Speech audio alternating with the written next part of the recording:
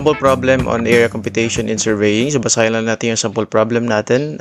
Three survey stations have local grid coordinates in meters. We have 0.1, 0.2, and 0.3. Given na yung coordinates nila, no? 100, 200, 430.5, 180.2, etc. etc. So, ang required sa sample problem na to, we have this one. Use these coordinates to compute the side lengths and the area of the lot. So, ito yung figure natin. We have the three sides. A, B, and C, and then 0.1, 0.2, and 0.3. And then since dito sa figure natin, hindi naman given yung mga interior na angles, no? And then pwede nating isolve yung mga lengths dito gamit yung mga coordinates. This is an application of the Heron's formula, no? In solving the area of a triangle na given lang yung sides. So ito yung formula niya. A is just equivalent to S times S minus A times S minus B times S minus C, where yung S natin is just the 1/2 of the perimeter, no, or the A plus B plus C. Tapos yung ABC naman, again, ay yung dimensions ng triangle natin. So, bago natin makuha yung area, kailangan muna natin isolve yung mga length ng mga sides natin na A, B, and C.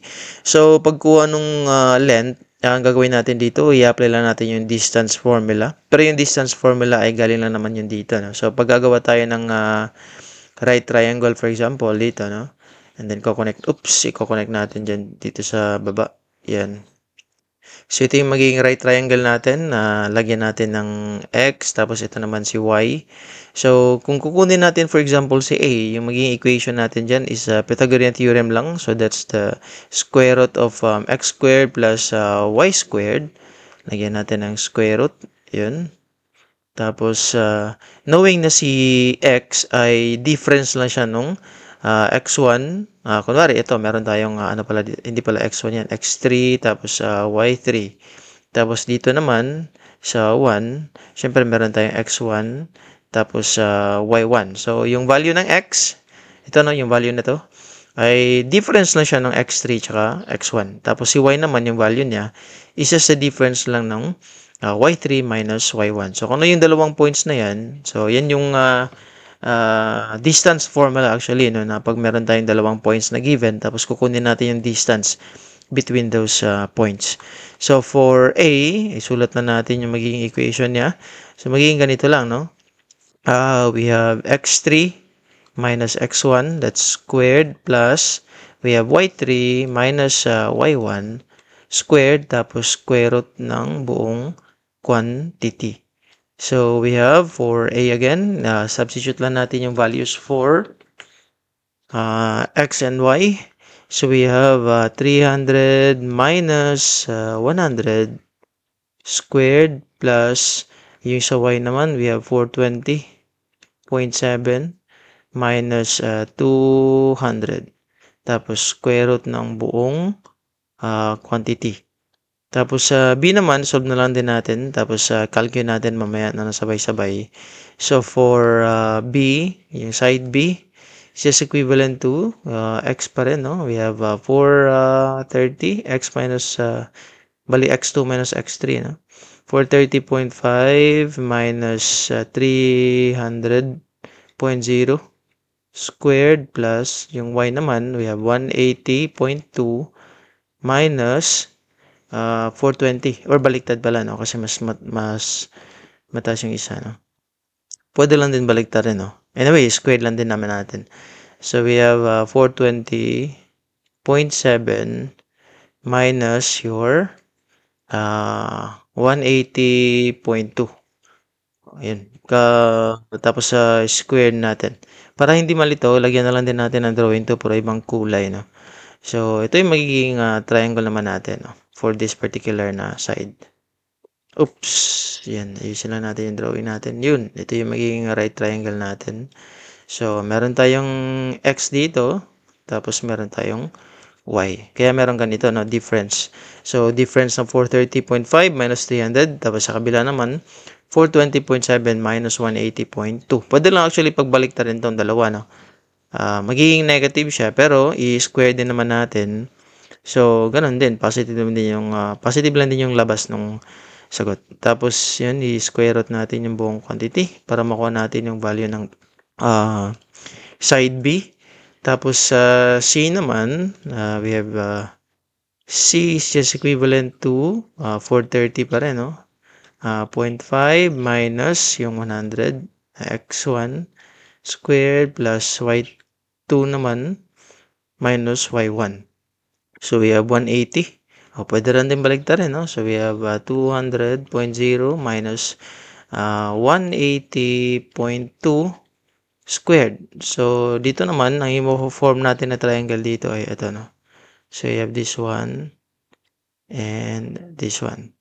So, meron tayong x dito tsaka y. Okay?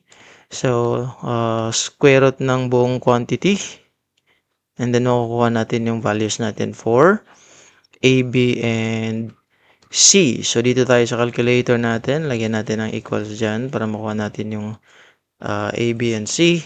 We have for A, that's the square root of 300 minus 100 squared plus we have 420.7 minus 200 squared. That's 297.84. So, 297.84 meters. Sa kabila naman, we have 430 minus 300 squared plus we have 420.7 minus 180.2 squared. That's equivalent to 273.39 meters. Pero actually, pwede lang i-round off na ng isang decimal lang. Kasi, isang decimal na lang, no? Kasi, yung given naman na data natin, isang decimal lang. So, we have 0.8 dito. Tapos, yun, meter. Tapos, sa kabila naman, that's 0.4. 0.4 meters. Yun. Tapos, dito naman tayo sa last. We have the square root of 430.5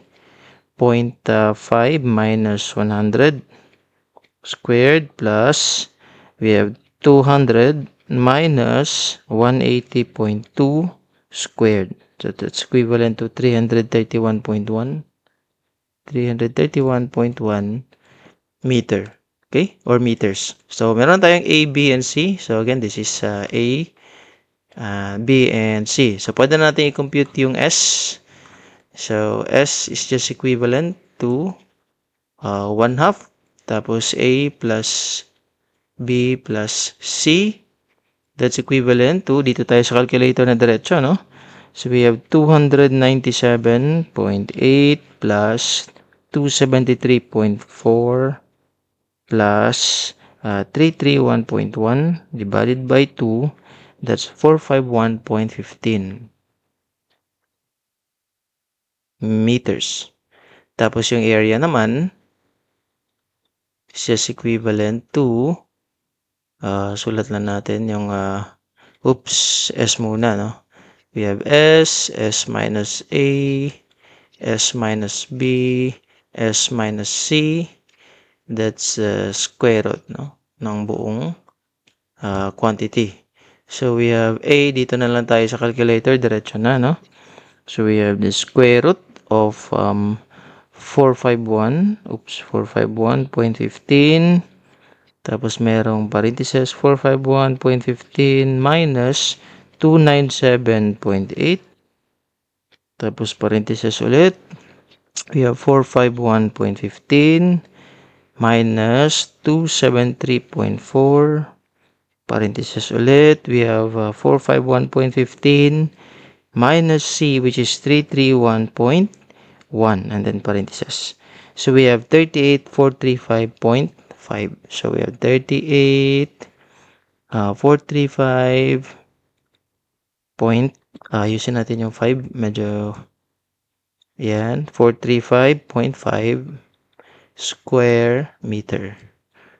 Or meters, square meters. So, ito na ngayon yung final answer natin, yung lot area ng triangle na given dito sa sample problem natin. So, I think that's it, no, for this sample problem. And again, no, thank you for watching and see you sa mga next sample problems natin.